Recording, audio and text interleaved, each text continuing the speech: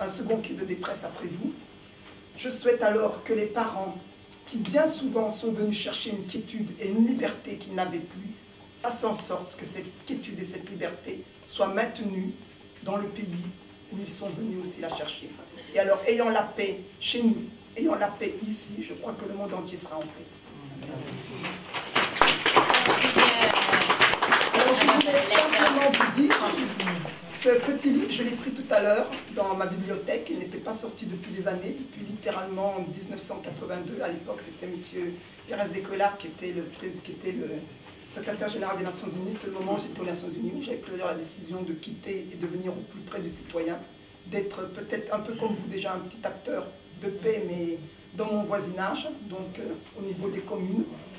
Je constate simplement, et je vais lire très vite, hein.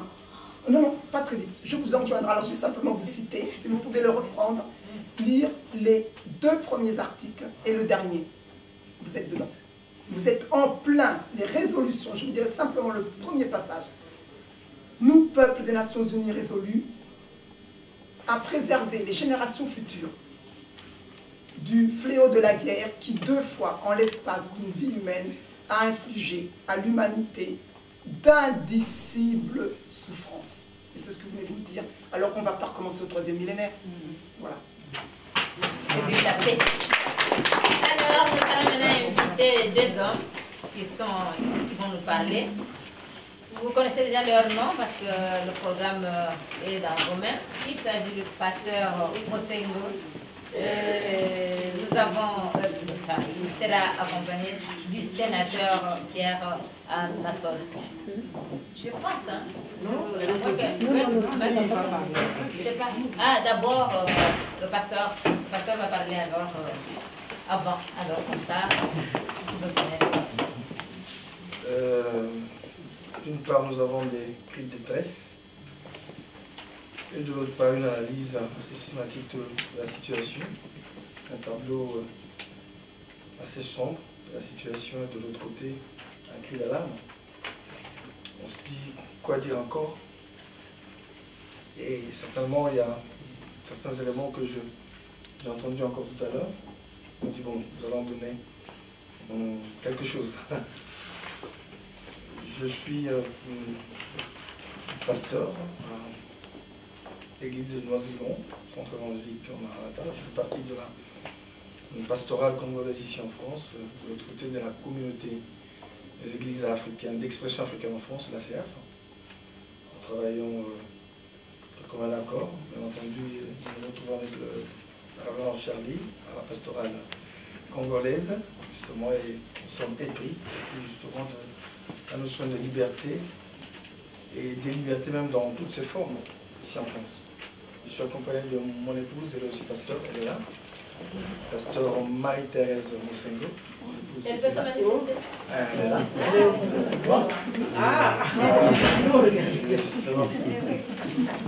Et quand on parle de femmes actrices, bon, moi c'est plus qu'une interpellation. Je veux dire, écoutez, il y a des femmes, certainement, qui travaillent et qui sont, et puis pardon, j'allais dire, dans ce même rôle. Et je voudrais de parler sur l'investissement de la femme congolaise dans les organes de décision de la RDC. Quels sont les enjeux et les défis qui vont jouer avec nous, le sénateur, qui toucherait également un certain nombre de points pratiques. J'ai beaucoup aimé parce que lui, pour le revenant Charlie, elle est allée sur place. Nous avons un sénateur, lui, qui habite, qui vient de là. Il touchera du doigt certaines réalités du quotidien du Congolais. Et vous me permettrez, je pourrais ne pas parler, parler sans toutefois passer par la parole de Dieu, parce que mon fondement, non, je ne prêche pas. Je ferai seulement une référence, justement, de la parole, de voir la pensée de Dieu, justement, étant créateur de l'être humain. Qu'est-ce que Dieu pense, justement, de la femme, de l'humain en général, certainement parce que ne pas connaître cette notion, justement, de l'homme, parce qu'il y en a qu'on traite en sous-homme. Il y en a qu'on traite en moins que rien, simplement parce que nous méconnaissons la vraie valeur que le Créateur, justement, donne à l'homme. Alors, je pensais donner un petit point de vue, du point de vue culturel et historique de l'Afrique en général et la RDC en particulier.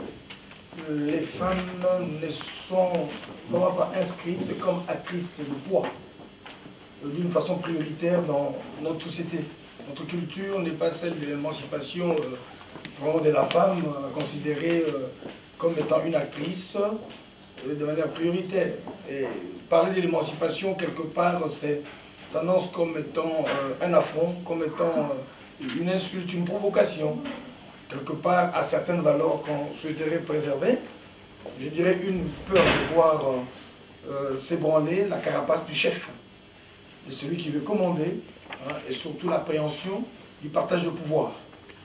Dans différentes sphères de la société notamment, nous avons la première sphère, le gouvernement familial qui est là, et où l'homme veut s'affirmer, se réaffirmer. Ici, c'est moi le chef. Et notamment dans le domaine privé comme dans le domaine culturel, hein, et puis spirituel, où on dit, la Bible dit l'homme est le chef de la femme. C'est peut-être une notion qui est très mal comprise. Quand on parle du chef de la femme dans la Bible, l'homme est considéré comme le guide, hein, dans le sens de la responsabilité et non dans le sens d'une hégémonie quelconque. Et nous parlons de la famille, nous parlons du gouvernement ecclésiastique. D'ailleurs, je l'avais remarqué à la pastorale, la représentation des femmes servantes, je crois qu'on est à 0,2%. Hein. Même au niveau de la pastorale, on comprend, on a plus de hommes. Quand on parle pastoral, nous voyons plus de hommes. Et les femmes ne sont vraiment pas représentées. Même ici en France, là j'en parle, hein, elles sont 2 ou 3. Elles étaient là, c'est comme une petite goutte dans... Voilà, et on remarque que le problème persiste même au sein du milieu ecclésiastique. Et je prends un troisième domaine, le gouvernement des nations, dans la gestion de la cité. Et la question que je me pose, quelle justification donner face à cette réalité qui se présente? Alors, dans Genèse 1, ça, vous connaissez la parole, Dieu crée l'homme et la femme, il les place dans un jardin. Dieu a créé premièrement l'homme, la Bible dit, il prend le deux, il les place dans un jardin pour le gouverner, le diriger et encadrer. Alors, si Dieu a appelé la femme à l'existence, dans l'essence de son acte, ce n'était pas certainement basé sur les éléments que nous avons aujourd'hui. Dieu a créé la femme, mais nous sommes allés au-delà de l'acte créateur. J'allais dire qu'il ne s'agissait pas d'un acte fortuit, hein, de complaisance. Dieu se prend plaisir à créer l'homme, il s'est dit, bon, l'homme est là, ça ne suffit pas, je voudrais passer un petit peu de temps, bon, je crée aussi la femme. Okay? C'est non seulement ça, il ne s'agit non pas pour satisfaire non plus l'ego de l'homme, parce que l'homme veut satisfaire son égoïsme, il dit bon ben on va créer pour qu'il domine, pour qu'il puisse caricaturer tous ses désirs sur cette femme. Non, moi je pensais plutôt à l'appel, à la collaboration et à l'ouverture. Dieu pensait résoudre un problème ou répondre à un besoin, donc l'homme était pratiquement limité.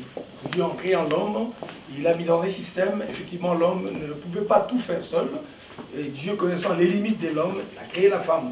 Bon, parce qu'aujourd'hui l'homme a la prétention de tout faire, de tout corriger. Est-ce c'est une prétention ou une illusion? La question reste posée. Et Dieu a voulu la femme pour la participation à la gestion du patrimoine, contrôler, décider ensemble, critiquer et établir. Donc la pensée de Dieu n'est pas d'exclure, je l'ai entendu tout à l'heure, la femme à quoi que ce soit. Non, non, non. Plutôt, c'est une associée, une partenaire, une collaboratrice, une participante jouant un rôle clé dans la construction de la cité. Là, nous pouvons le vérifier à la maison, l'histoire des débats.